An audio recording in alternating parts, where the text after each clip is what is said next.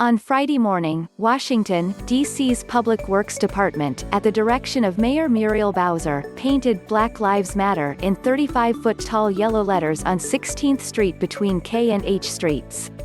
Bowser also formally renamed this section of the road, which leads directly to the White House, Black Lives Matter Plaza in advance of a protest planned for Saturday.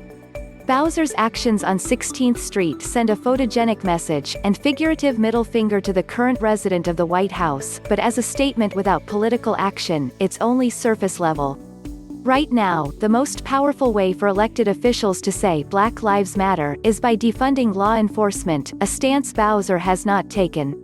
She's actually trying to increase police spending in Washington, D.C. Her proposed 2021 budget, released on May 18, calls for a $578,069,493 Metropolitan Police Department (MPD) operating budget, a 3.3% increase from 2020, and a $18,729,714 capital budget, a 51% increase from 2020.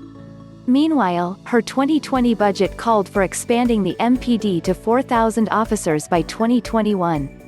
Other cities have announced spending reforms amid this week's protests. Mayors in Los Angeles and San Francisco are redirecting funds from law enforcement to Black communities. 4 Minneapolis council members have committed to dismantling the city's police department.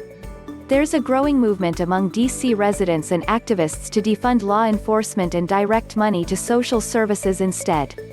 A budget is a moral statement, Sean Blackmon, an organizer with Stop Police Terror Project D.C., told Washington City paper. It comes down to a question of who gets this money and resources and why do they deserve it? Whose streets?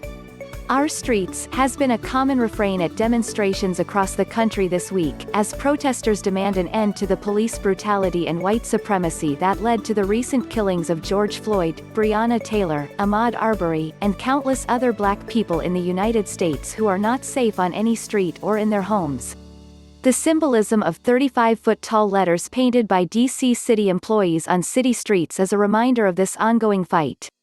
But let's not forget that this is the very same area where law enforcement shot rubber bullets and tear gas at peaceful protesters. No amount of paint can fix that.